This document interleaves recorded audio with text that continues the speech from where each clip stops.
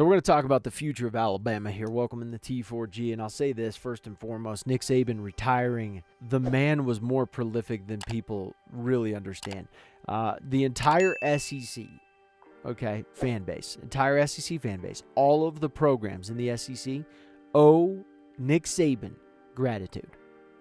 Okay, you guys owe him massive gratitude because for the longest time, he allowed SEC fans to talk shit that didn't make sense at all. Okay, I'm telling you right now, he did. That I listened to a guy the other day telling me about how, it's different in the SEC, bro. All of us in the SEC, man, we chase chips. This is what we do. This is football. It's everything. I'm like, who your favorite team? Florida. And I'm like, you don't chase shit. The only thing you're chasing is trying to keep your roster alive. Okay? You're trying to chase a 500 record. That's what you're trying to chase. You're trying to chase getting into a New Year's Six Bowl. Or trying to, Oklahoma, I think it was Oklahoma State last year, snapped the dog out of them. Okay, absolutely walked Florida. And yet you got them Florida fans walking out there going like, nah, bro, it's SEC country, bro. This is what we do here. Like, what? But Saban is the one who gave it to him. Georgia. Think about Georgia, for example. Georgia is great, right? They went back-to-back natties. Back-to-back. Well, when did they win natties before the back-to-back? 1980. 1980. There's no one. LSU, look at LSU. Okay, yeah, you had your times where you won, but there is no way in hell that LSU could have taken the charge as the top SEC team and gone anywhere close to what Alabama and Saban did. I'm sorry. It's just not going to happen. It's just not going to happen. So LSU, you name it. You pick one from the SEC. They all say, well, the SEC wins the most natties. But damn near 70-something% of those natties came from one damn team in recent years. Okay, that's the difference. And you hear people talk about the SEC as it's just like all of them. You got fans from Vandy being like, oh, man, it's the SEC, bro. And you're like, dude, you can't even beat a Pac-12 team. Like, I don't know what you're talking about. But yet they believe because the SEC, and it's all Saban. It was all just from Saban. It was all from Alabama.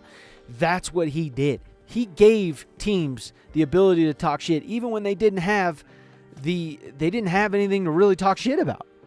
That was amazing. They would get beat by Alabama 50-0 and then lose to another team that isn't even an SEC team that's like, Kansas State or something. They'd be like, well, it's SEC, bro. I'm telling you.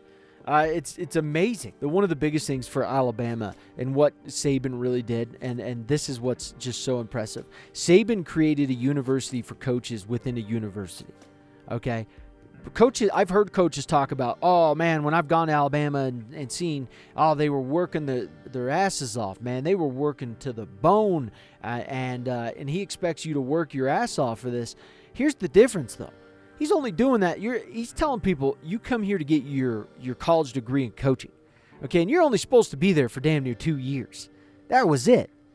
You went there for 2 years and then you're gone. Yeah, look at Bill O'Brien. He gets fired, goes to Alabama, and he just welcomed him in and said, hey, you can come be our offense coordinator. After 2 years, you're going to go probably get another coaching job in the NFL. And what happened? He goes and gets another coaching job in the NFL. How many times did that man do it? How many times? You look at Kirby Smart, for example, right? Kirby Smart came from the Alabama School of Hard Knocks, right? That's basically what he came from. You look at Jimbo Fisher. Oh, that's not a success story. Bullshit.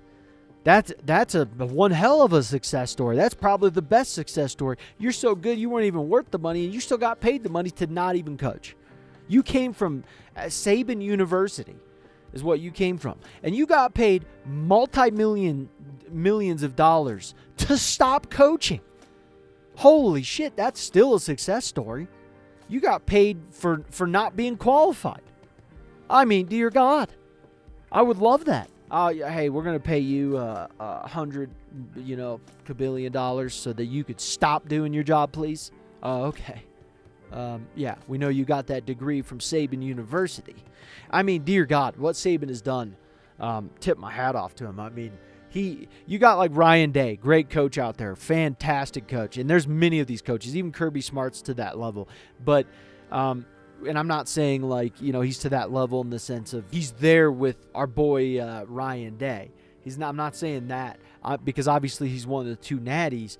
But I'm saying the difference between these other coaching staffs and Nick Saban is like, you look at Ryan Day, he's fired guys. Okay, he promoted a guy who's a DB's coach to a defense coordinator and then gets roasted by Alabama because he was not an actual defense coordinator. Last year, he hires or promotes Brian Hartline, offense coordinator. Brian Hartline never called the damn play. Ryan Day has fired guys. Kirby Smart's even fired guys. Nick Saban, he's basically just got guys promoted. He's got guys to get paid to stop coaching. I mean, phenomenal. Absolutely phenomenal in that regard. So I will say Nick Saban, just what an amazing job, and you got to respect him. You just have to respect his craft. So let's answer this. Is Alabama a lucrative spot for a head coach now? A lot of people are going to go, oh, of course, man, it's Alabama. Like, what a stupid, that's so dumb. Here's what I want you to think about, okay? NIL. That's NIL. One thing Alabama is great at is their pipeline. Their high schools are fantastic. I mean, look at the state here. These are all the players from the state of Alabama, okay? That's a good amount of 5 stars there. It's pretty solid. What do you see here, though? You don't see a lot of Alabama compared to Auburn's up there pretty good, huh? Why is Auburn up there? Well, Auburn's up there because NIL. That's what it is. So the pipeline's great, okay? The NIL is not so great. Texas A&M, those schools with the NIL, that is just ridiculous. If Nick Saban coached for one of those teams, that wouldn't even be funny because it just makes your life too easy. Alabama has a good NIL, but their NIL is nowhere near the size of those other schools. They don't pay their backups like those other schools do. Alabama pays their starters, okay, not their backups to that level. That's the way Saban has worked because he can't ask for the same amount of NIL money that Texas A&M coach can ask for. You just can't do it.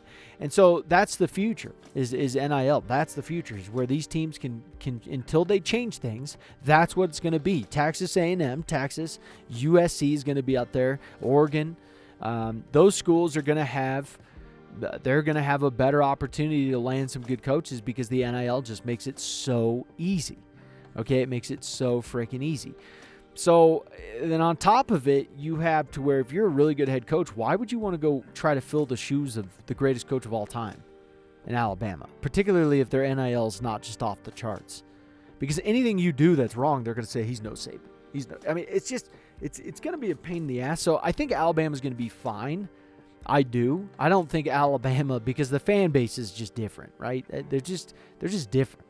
They expect to win. They want to do what it takes to win. They love Alabama football. So that is something that you have in your back pocket. Alabama football is so important to the Crimson Tide and the Crimson Tide fan base.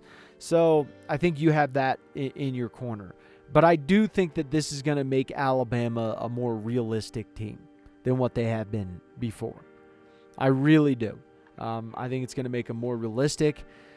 And I just think that it's going to be harder for recruiting. I mean, they did just lose Ryan Williams. Ryan Williams looks like he's going to Auburn, according to some people now. There's no experts that have said that thus far that I've seen.